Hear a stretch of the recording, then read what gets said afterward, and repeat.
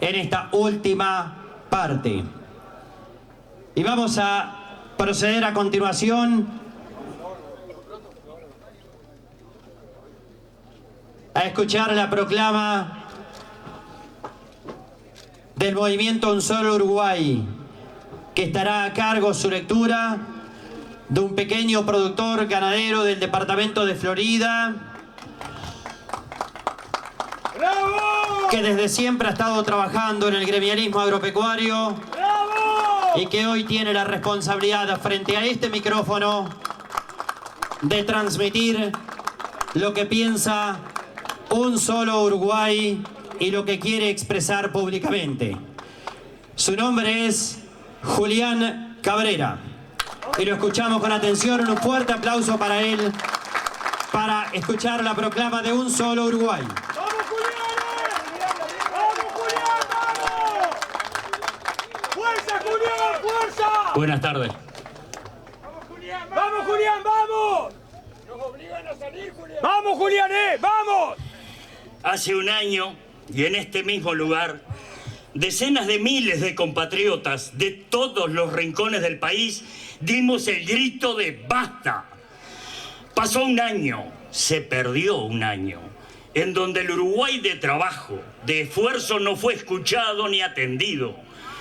Un año viendo caer muchos emprendimientos de todos los tamaños y de todos los sectores, y con ellos la pérdida de miles de fuentes de trabajo. Lamentablemente hoy, muchos de los que estuvieron aquí han quedado fuera del sistema. Se dejó que el agua corriera, como si el pasar del tiempo fuese a solucionar los problemas estructurales que tiene nuestro país. Escuchamos que todo estaba bien, que las exportaciones iban a crecer, que las inversiones iban a venir, que el consumo iba a aumentar, que la plata había y que las cadenas de pagos no se iban a cortar. Sabemos que la realidad no es esa, y en gran parte la negación a reconocerla quizás sea por mantener la prioridad en no perder votos. ¡Bravo! ¡Bravo! El discurso oficial y los enunciados, tanto de organismos internacionales como de consultoras privadas, acerca de la situación del Uruguay, se basan en los datos que arrojan las encuestas de organismos oficiales. Las líneas de acción del Estado, inversiones, decisiones que nos afectan a todos, se basan en dichas cifras. Datos que en definitiva han construido un relato. Nos dicen, vamos bien. Los datos de pobreza, indigencia, desempleo, inflación y crecimiento no reflejan la situación real. Es hora de sincerar los datos que se publican. Su confección se realiza con poco rigor técnico y con muestreo de la situación que terminan dando indicadores que no reflejan la realidad de la gente. Lo debemos decir con todas las letras. Hay sectores en recesión. Hay cadenas de pagos cortadas con incumplimientos de documentos y compromisos. No anda un peso entre la gente.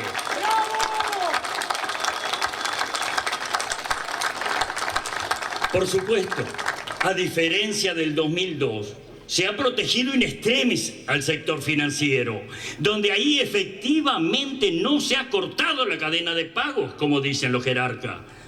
¿Será que la frase "estamos blindados" hace referencia solo a este sector? Pero no vivimos dentro de un banco. Vivimos en la realidad de la calle. Aunque se pretenda disimular la realidad con el dato del BPS acerca de nuevas empresas. Nuevas empresas que la mayoría se trata de unipersonales. Emprendimientos llevados adelante solamente por el empresario sin ocupar mano de obra contratada. Y es la única salida que nos queda a muchos. La búsqueda del autoempleo como estrategia de sobrevivencia. Debemos plantear propuestas porque nada ha cambiado. Y todo aquello que se gritó que iba a pasar, pasó. E inclusive fue peor que lo que todos pronosticábamos. ¡Bravo, Julián! Se perdieron miles de proyectos familiares y se fueron de nuestro país miles de jóvenes porque no ven un futuro en su tierra. Hoy, el pueblo oriental vuelve a Durazno a reafirmar que son necesarios cambios para poder seguir en el camino, para forjar un futuro posible para nosotros y para nuestros hijos. Hoy venimos a decir claramente cuáles son esos cambios que necesitamos. Es nuestra obligación como ciudadanos plantear el país que queremos, el país que nos merecemos. Necesitamos políticas que apoyen a la producción y al productor nacional por sobre los agronegocios, que fomente la industria nacional a la par del fomento de la inversión extranjera, que proteja la libertad de todos los uruguayos por sobre los intereses de grupos de poder y que se distribuyan los recursos en todo el territorio nacional de forma más equilibrada.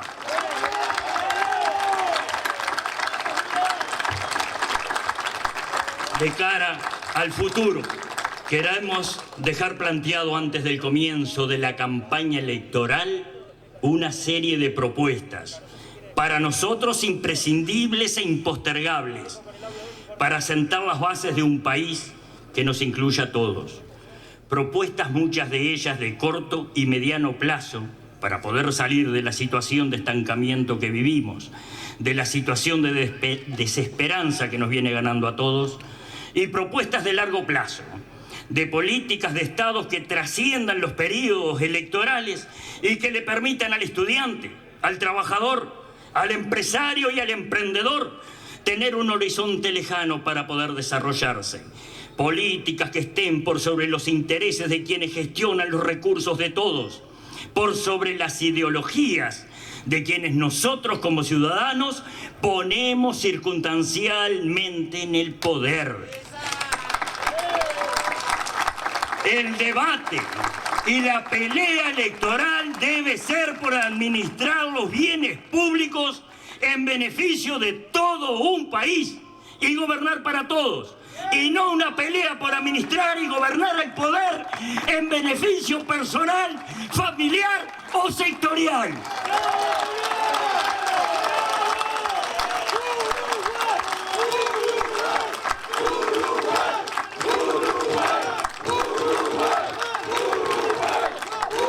Mucho hemos hablado durante este año de las medidas urgentes, imprescindibles para la subsistencia, y nuevamente las ponemos arriba de la mesa hoy para que sean considerados por todos los partidos y todos los candidatos, aquellos que gobiernan y por los que comienzan la campaña electoral en pocos días. Entendemos además que es vital una estrategia de desarrollo productivo, económico y social de largo aliento. Estrategia común e integrada por todos los partidos políticos, pero además considerando la opinión y participación de todos los compatriotas, así como todos tenemos voto, todos debemos tener voz, independientemente de nuestra condición o de nuestra ubicación geográfica. Derechos básicos en un sistema democrático. Para que quede claro y no existan dos visiones de lo que decimos, el centro de todos los problemas es el alto costo del Estado, que conlleva un déficit fiscal insostenible, el cual pasó del 3 al 4% del PBI en el último año. Esto inviabiliza nuestra economía. Es necesario, de forma urgente, bajar los gastos del Estado.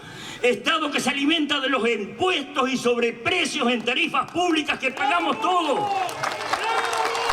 Esto está forzando al cierre de empresas y que a pesar de tener el sueldo mínimo más alto de la región, a muchos uruguayos asalariados no les alcance para vivir. De acuerdo a datos estadísticos, el 34% de los uruguayos no les alcanza lo que ganan para vivir. Y al 17% le falta comida alguna vez al mes.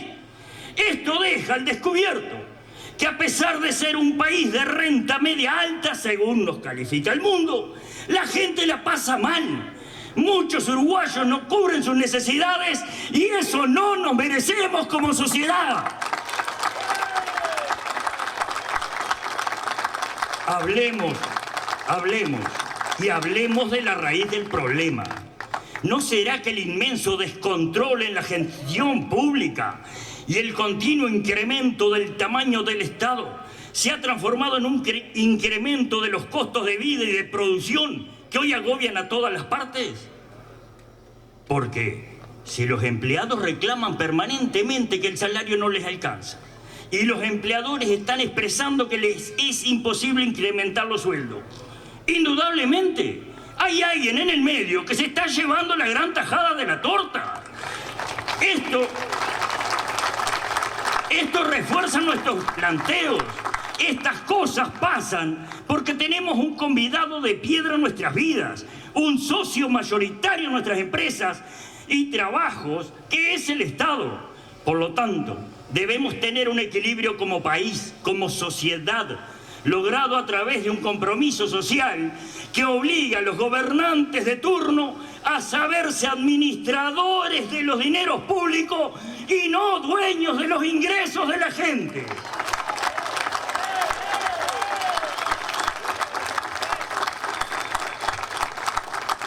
Para lograr estos equilibrios, se hace imprescindible contar con una regla fiscal que no permita gastar más de lo que se recauda.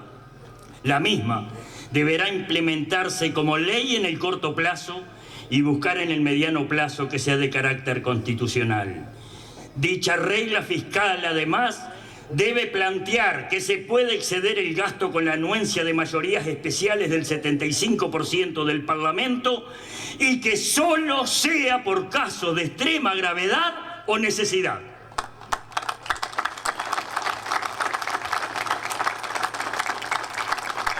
Algunas de las medidas necesarias para comenzar a bajar el gasto del Estado y reactivar la actividad económica son: 1.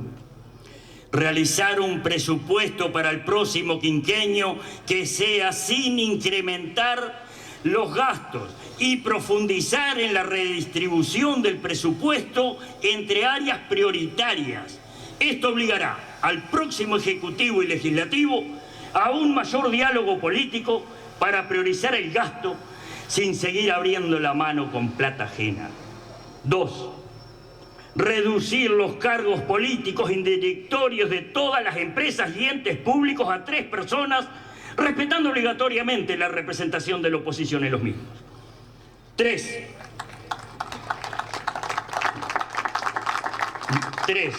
No ingreso de empleados públicos ni contratados por al menos 5 años, a no ser en la atención directa en áreas sensibles como educación, seguridad y salud. Que el cumplimiento de las funciones asignadas sea el determinante de la permanencia en el cargo, no a la inamovilidad.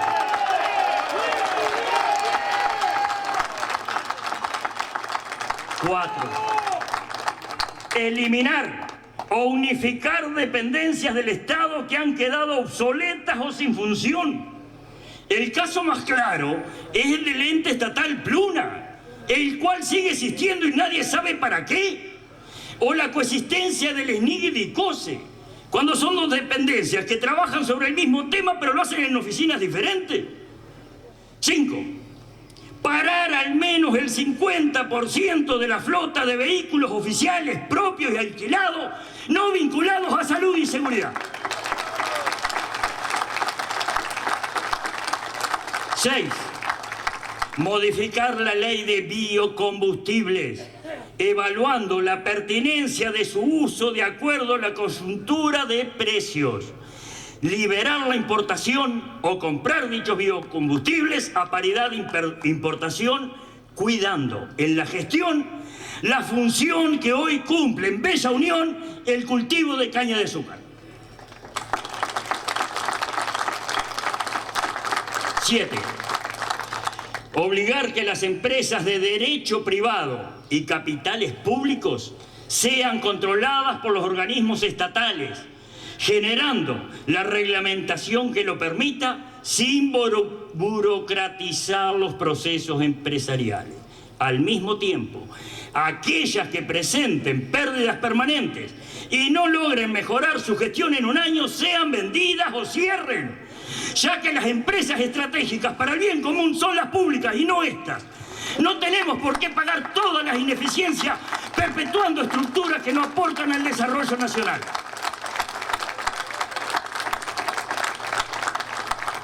8. Transparentar el gasto. Todo aquel funcionario o legislador que reciba viáticos o partidas específicas debe rendir cuentas y devolver el sobrante obligatoriamente. 9. Respetar los montos de las licitaciones para no terminar, como siempre, pagando un 300% más de lo presupuestado inicialmente. Y que el Tribunal de Cuentas tenga la potestad para impedir que se realicen dichos gastos y no como ahora, que a pesar de sus observaciones todo sigue adelante. 10. Revisar el 100% de los servicios contratados por el Estado y asegurar que los montos sean acordes a los valores de mercados y publicarlos. 11. Revisar sueldos y partidas extras para todos los legisladores y jerarcas que acceden a sus cargos por cuota política, tanto en la función estatal como los designados en las empresas privadas de capitales públicos, y que dichas remuneraciones sean acorde a su función. Que se fije un tope y que se eliminen ya las partidas especiales que nada usa, pero todos cobran, como por ejemplo prensa. Por último, el punto 12, terminar con los privilegios de los legisladores al cese de sus funciones.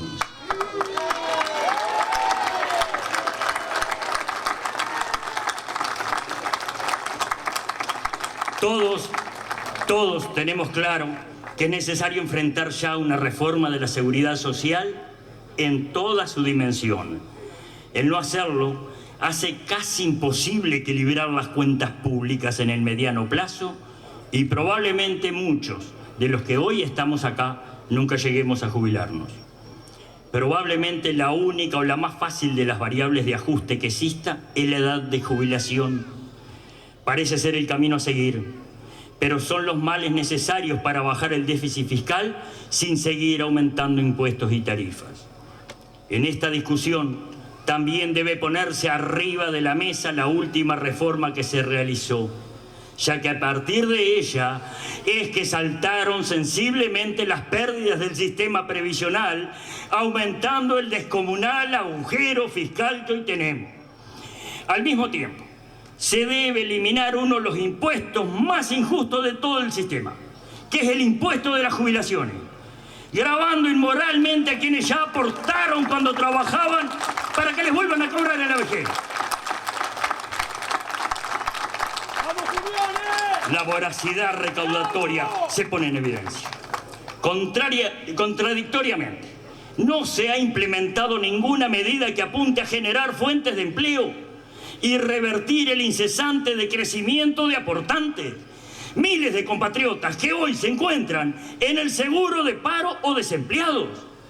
Debemos apelar a la responsabilidad de todo el sistema político para que esta discusión empiece hoy, y no a través de los medios, de una forma sincera y sin búsqueda de votos, para que el próximo gobierno comience con un respaldo de todos en este tema, sabiendo que es un acuerdo general y que no se transforme en un botín electoral, donde el que tome la medida pague el costo político y quien no lo vote, por más que lo sepa necesario, haga una oposición irresponsable.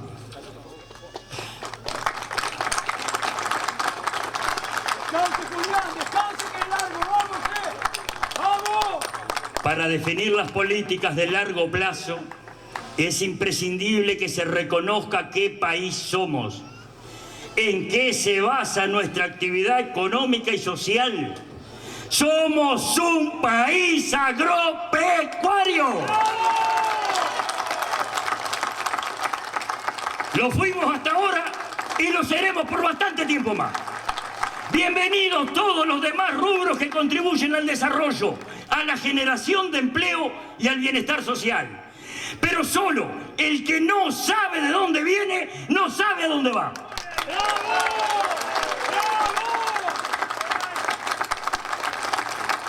La regulación de la actividad debe ser consensuada entre quienes producen y quienes legislan y gobiernan. Estamos tapados de políticas de control que no aportan nada más que costos operativos y burocracia e inviabilizan por estos motivos a muchas empresas del país. Es necesario educar y trabajar con la población y fundamentalmente con los niños, en una verdadera conciencia agropecuaria, en una conciencia del país que somos. Pero para eso debemos corregir errores y horrores implementados desde un escritorio en una oficina pública de la Ciudad Vieja, distantes lógica y físicamente de la realidad. La educación debe ser una de las prioridades, no solo en recursos económicos, sino en cuanto a las políticas y estrategias de todo el sistema. Hemos asistido año tras año a la decadencia de todos los indicadores respecto de la misma y a una degradación general de la sociedad y del vínculo con los centros de educación y sus educadores. Los índices de deserción son alarmantes. Los de repetición, cubiertos por la flexibilización de las exigencias y los mecanismos de evaluación, dejan en evidencia que estamos muy lejos del orgullo que sentíamos de pertenecer a uno de los países de mayor nivel educacional de América.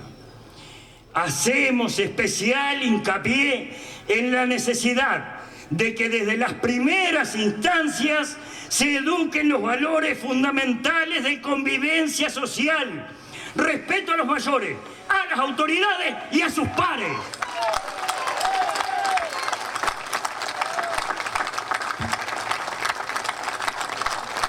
Educar la historia de nuestro país, el respeto a los símbolos patrios y el reconocimiento a que nos dieron todo para que podamos decir que hoy somos una nación libre y soberana. Educar, educar y educar. E inculcar la conciencia productiva, la cultura del trabajo y el cuidado medioambiental.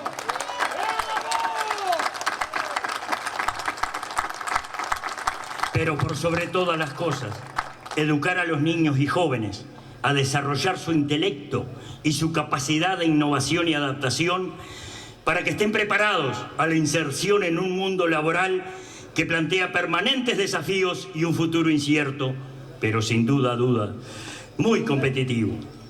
Debemos garantizar que aquellos que viven en el interior y en el medio rural, independientemente de su condición social, tengan absolutamente las mismas posibilidades de desarrollo personal a través del acceso a sistemas educativos que así lo aseguren. ¿O seguiremos condenando de por vida a un niño tan solo por el lugar en el que nació?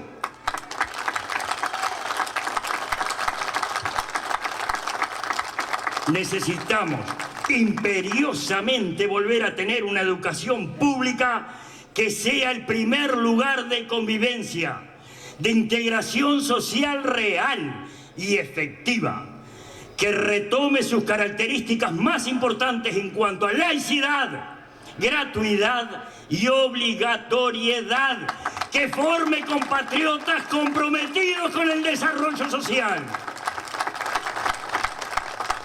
¡Agua, Julián! ¡Tome agua! ¡Vamos! La educación es central para volver a pensar en el largo plazo, pero todos somos conscientes que no se pueden lograr estrategias de país con políticas de largo plazo en ninguna de las áreas fundamentales sin sustentabilidad económica. Necesitamos desarrollar en este sentido una estrategia como nación. Por eso, proponemos que haya una estructura técnica conformada por todos los políticos y en coordinación con las instituciones y organizaciones pertinentes. La estrategia y dirección económica del país debe primar sobre las ideológicas. La conformación de una columna vertebral técnica entre los ministerios de Economía, Ganadería, Agricultura y Pesca, Industria y Energía y Relaciones Exteriores. Lo consideramos indispensable en la lógica de maximizar recursos y atender las dificultades que continuamente plantean los mercados internacionales, de los cuales dependen los ingresos de divisas que luego se transforman en recursos para toda la sociedad. Debe modernizarse y optimizarse nuestra inserción internacional. Es necesario eliminar la práctica de utilizar representaciones diplomáticas como premio consuelo para militantes comprometidos y ocupar los cargos y recursos de forma que permita fortalecer el área comercial de embajadas y consulados, que se evalúen periódicamente de acuerdo a un plan de trabajo previo y que se les exija presentar resultados. Es imperioso que avancemos en acuerdos comerciales. No nos podemos dar el lujo de regalar cientos de millones de dólares por año a gobiernos extranjeros para poder ingresar con nuestros productos. Cada dólar que dejamos por concepto de aranceles es un dólar que falta en la educación, en rutas, en salud, en seguridad, en puestos de trabajo. Para cuantificar este problema, podemos decir que lo que regalamos en aranceles a gobiernos extranjeros en el último año es el equivalente al déficit de toda la seguridad social.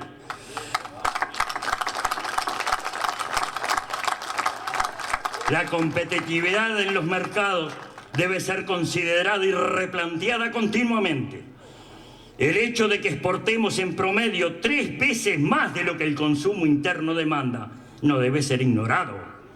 Dicha competitividad no debe quedar al azar. La viabilidad de las empresas, la generación de puestos de trabajo y la estabilidad de los mismos fundamentalmente depende de lo que hagamos internamente. Los costos de producción primaria o industrial dependen exclusivamente de decisiones que toma el gobierno. Este año dejó más que claro que la pérdida de competitividad no le pega solo al agro y a la industria de exportación.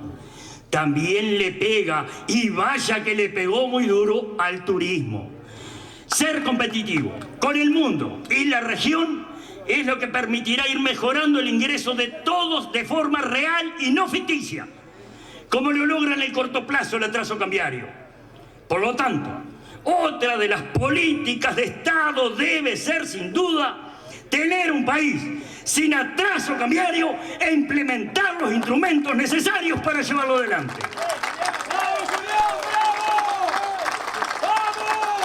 Una de las primeras herramientas para esto es el dejar de emitir letras de regulación monetaria, bonos de deuda que obligatoriamente planchan el dólar por la inundación de esta moneda a través de la emisión. La dicotomía no es dólar alto, sueldos bajos, no. La dicotomía para un país de nuestras características es dólar bajo, destrucción del sistema productivo, como ya lo hemos sufrido en el país en varias etapas de la historia.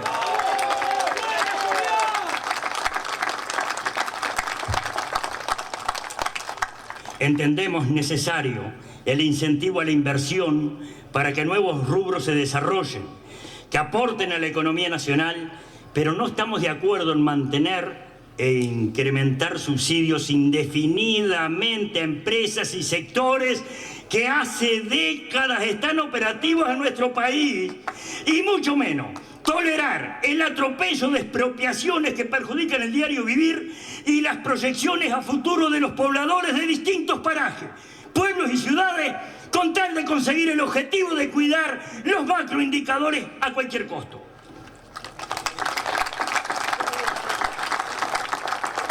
Que quede claro, porque mucho se ha hablado del tema en este año. Sí a la inversión. Sí a la inversión extranjera. Sí a la innovación. Pero no a cualquier precio. Como dijo el prócer. Pobre de aquellos que van a buscar ayuda al extranjero para solucionar los problemas domésticos. Traerán sobre sí la condena de las generaciones venideras.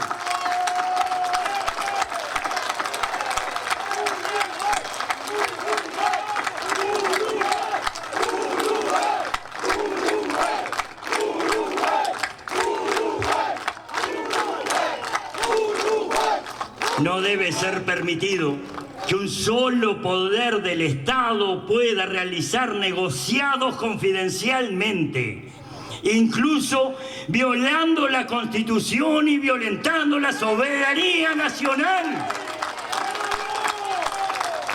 Exigimos que el Poder Legislativo tome cartas en el asunto y asuma su rol de contralor para que todos los ciudadanos tengamos acceso a la información de los montos, plazos, afectaciones a la propiedad privada y a los recursos que son de todos. Dentro de la Constitución y la ley, todo; fuera de ellas, nada.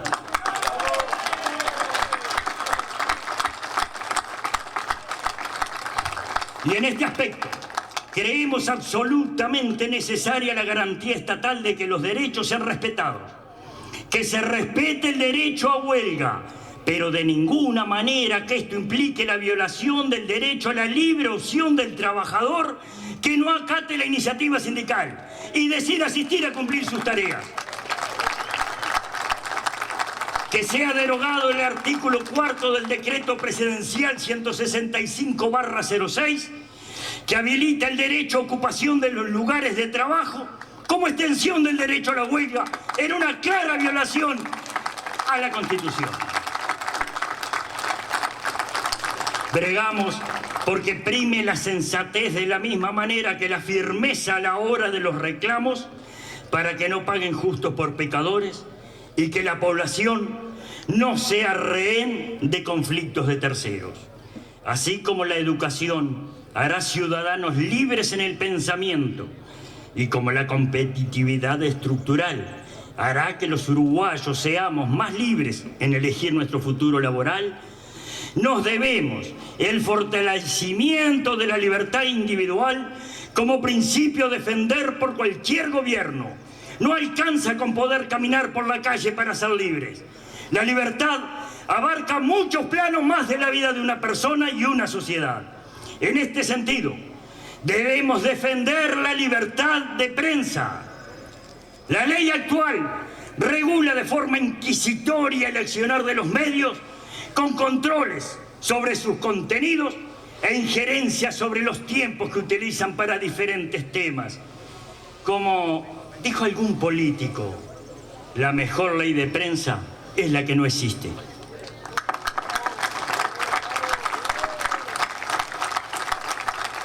La ley de inclusión financiera es un caso más que claro de intromisión en la vida particular de los uruguayos.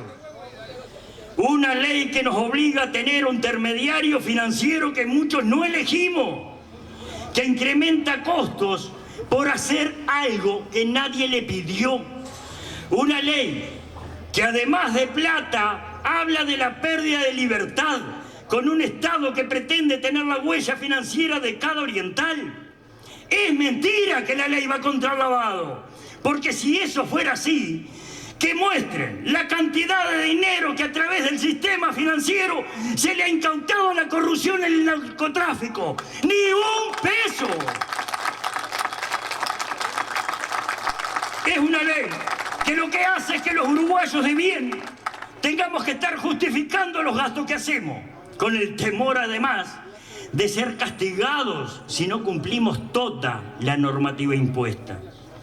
Es necesario derogar esta ley que se mete dentro de nuestras casas, de nuestras familias. Una ley que nos quita libertad de usar como y cuando querramos nuestro dinero, teniendo que justificar ante papá Estado lo que hacemos con él.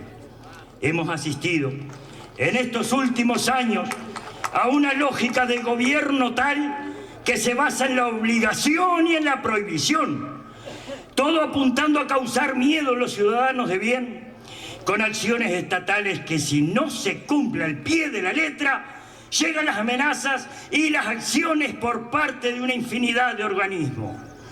Existen un sinnúmero de regulaciones en cada actividad, con intromisión en la propiedad privada, que es un valor reconocido en la Constitución, como ya expresamos.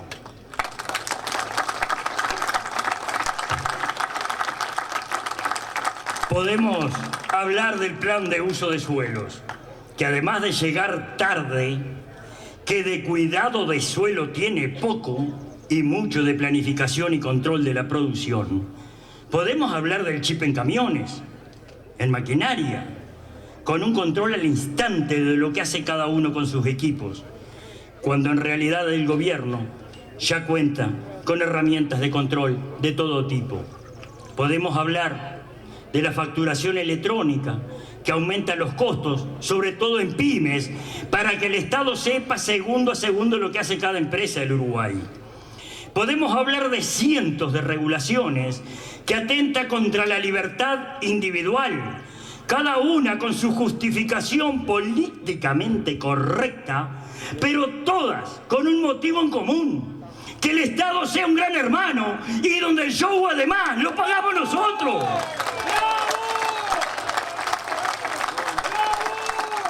Es la absurda lógica de controlar y amenazar al que está en regla, dejando al verdadero infractor o al delincuente liberado a sus anchas.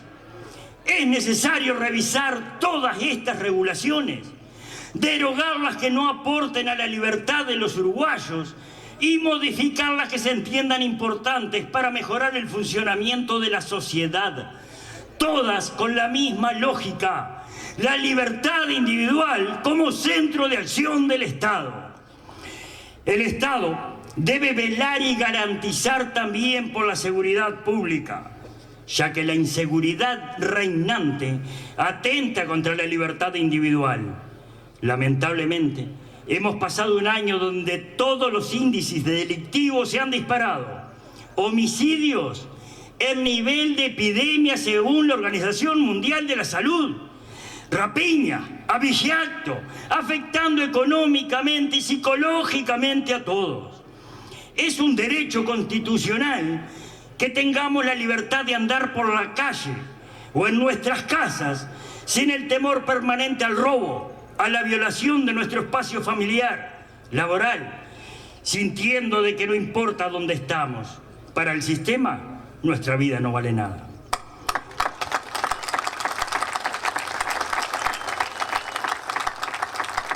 Tanto la sociedad como los partidos políticos debemos hacer un pacto social, poner en el centro de la escena nuevamente la convivencia en paz entre los uruguayos, con la protección de los individuos de bien como fin último.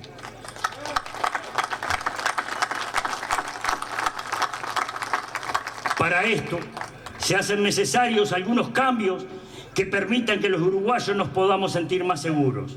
Acciones de corto y largo plazo. 1. Volver a la policía de cercanía en zonas urbanas y rurales. La eliminación o achique de comisarías y destacamentos hace que la delincuencia tenga libertad de acción lejos de las zonas rojas o donde las fuerzas del orden trabajan por saturación. 2. Darle garantía a las fuerzas del orden, asegurando la presunción de inocencia ante su actuación, y no que terminen, como en la actualidad, detenidos en averiguaciones antes que cualquier hecho que implique actuación policial. 3. Integrar acciones interinstitucionales y en contacto con la comunidad en cada lugar para prevenir y combatir el delito. 4. Prevención y control en rutas nacionales, caminos departamentales y vecinales, como también en pasos de frontera. 5. Separar a la Fiscalía General de la Nación de Presidencia.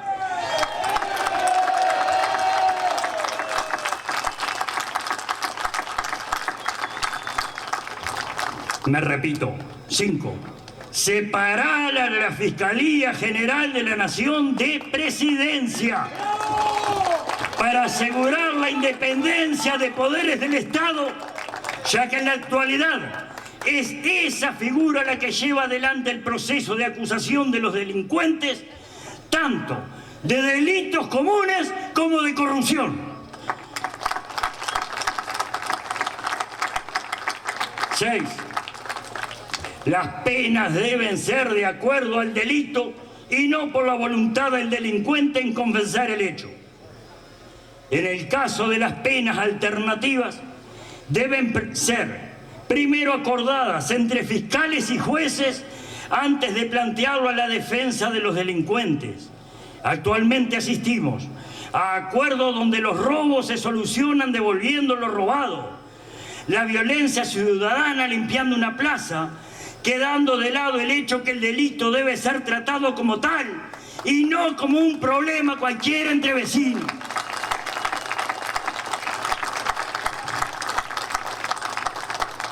7.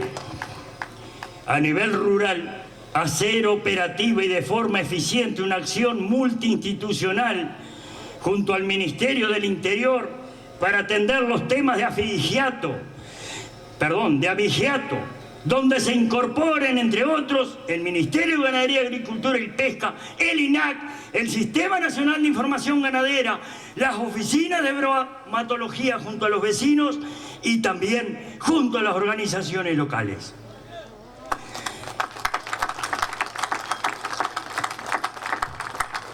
8. Realizar un nuevo Código Penal que modernice y actualice en cuanto a delitos y penas, pues el actual es obsoleto y lleno de parches. 9. Mejorar el funcionamiento del nuevo Código de Proceso Penal, el cual ha mostrado fallas y falencias importantes en este primer año. 10. Poner el foco y la intensidad de controles del Estado sobre las personas que actúan fuera de la ley. El delito también se combate favoreciendo la generación de empleos y a través de la educación, ambas con indicadores en caída libre en los últimos años. Para terminar con este flagelo que tanto afecta a toda la sociedad, es necesaria la acción conjunta y descentralizada. El desarrollo histórico del Uruguay evidencia en sus orígenes al puerto y sus zonas cercanas como foco de inversión del Estado. A lo largo de los años, este centralismo se ha ido incrementando, generando capaz que la disparidad histórica más grande del país y jamás atendida, como es la desigualdad entre los uruguayos que viven en la zona metropolitana y los que viven en el resto del país.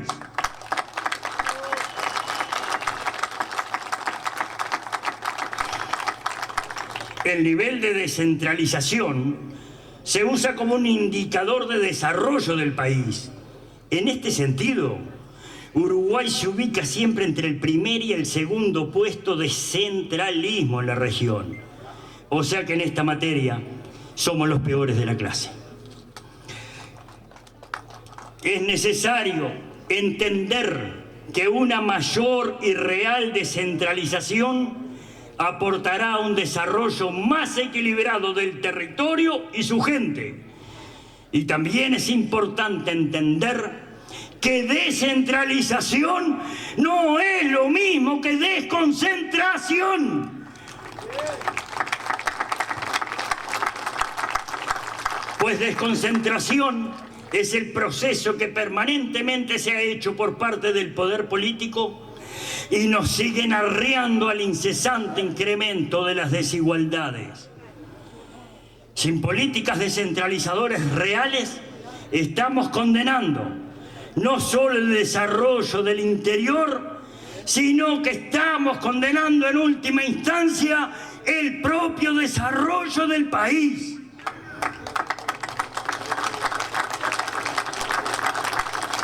Descentralizar implica distribuir territorialmente los recursos, la toma de decisiones y la gestión.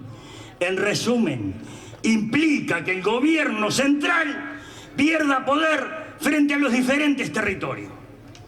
Ninguno de estos tres conceptos se ha desarrollado en Uruguay, generando permanentemente organismos y estructuras que desconcentran las ventanillas de entradas de trámites, pero centralizan la toma de decisiones y la asignación de recursos.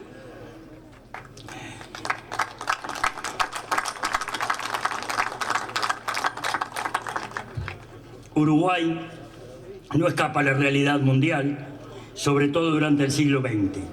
La migración interna del campo a las ciudades y fundamentalmente de todo el interior a Montevideo y su entorno. Dicha dinámica poblacional a nivel mundial se debe a que la gente ha migrado atraído por mejores posibilidades laborales y de desarrollo personal. Acá no. Acá la gente migra porque se termina el trabajo, por falta de posibilidades de desarrollo personal y familiar. Falta educación, falta salud, falta infraestructura, falta futuro porque no hay presente.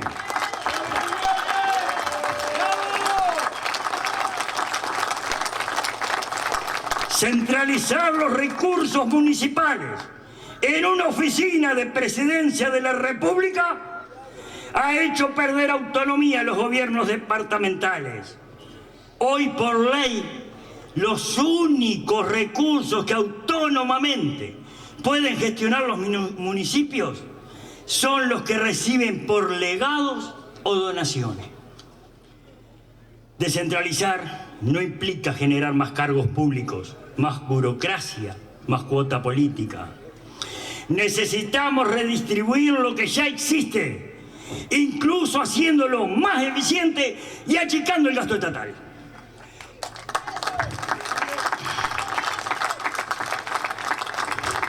Proponemos generar un modelo descentralizador que logre erradicar dependencias públicas en el interior del país.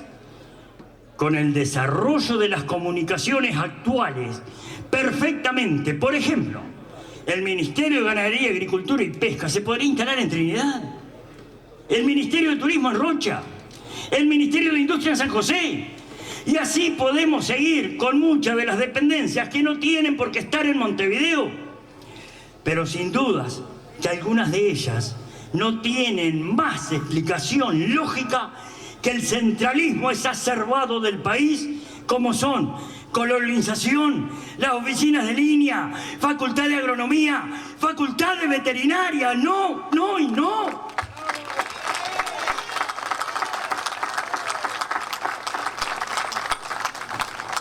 Al mismo tiempo, junto con la mayor autonomía de las intendencias en cuanto al manejo de sus propios recursos, es necesario trasladar fondos de los distintos ministerios para dar más injerencia local sobre las necesidades de los servicios centrales del Estado.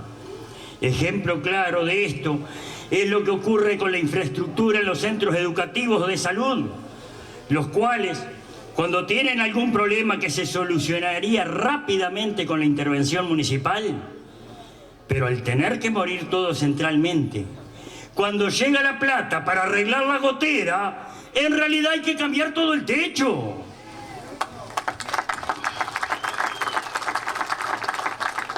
Una buena descentralización necesita pensar programas de desarrollo territoriales diferentes, de acuerdo a las características sociales y productivas de cada zona. Estos deben ser desarrollados junto a la gente de las localidades y no desde una oficina, alejada de la realidad en el cuarto piso de algún edificio céntrico.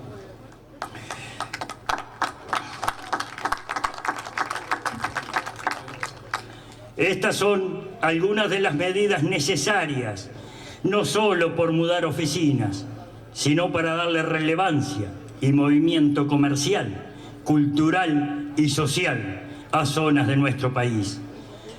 Con cada reubicación de estas propuestas se le brinda oportunidades a la gente de diferentes localidades y departamentos, pero además se estarían redistribuyendo en el territorio los dineros que todos aportamos a un Estado que hoy gasta la mayor cantidad de plata, incluyendo los sueldos y las compras, en un solo punto geográfico del país.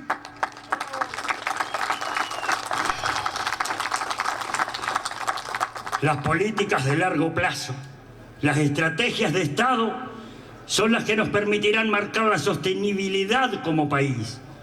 Y esta sostenibilidad tiene varias dimensiones. En el corto plazo, debemos hacer que los institutos técnicos revisen, investiguen y avalen o no en nuestras condiciones en cuanto a la afectación a la salud humana y medioambiental de los productos químicos y agroquímicos que están homologados por las autoridades. Seamos sustentables y no solo en frases propagandísticas.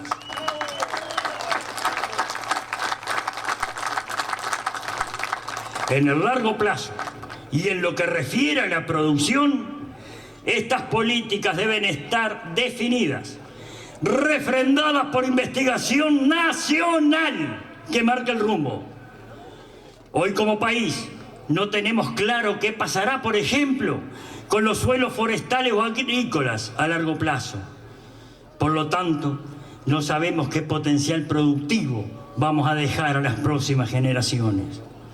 En esto se debe incluir el estudio de los efectos sobre los suelos, los cursos de agua y las napas freáticas, de la producción que se está llevando adelante en el país con sus características actuales.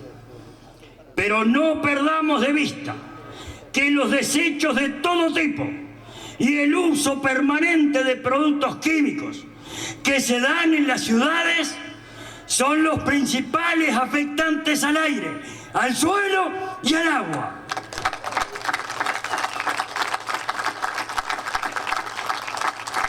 Existe una dimensión de la sostenibilidad como país que poco se habla, pero es fundamental atender y es valorar el proceso de concentración de la población en Montevideo y su zona metropolitana. Actualmente, más del 70% de la población vive en esta región, en un país que no es industrializado, que no tiene perspectiva de serlo, con 14 millones de hectáreas productivas. Y entonces vale la pregunta: ¿qué vamos a hacer los uruguayos en 50 años con una macrocefalia urbana exacerbada?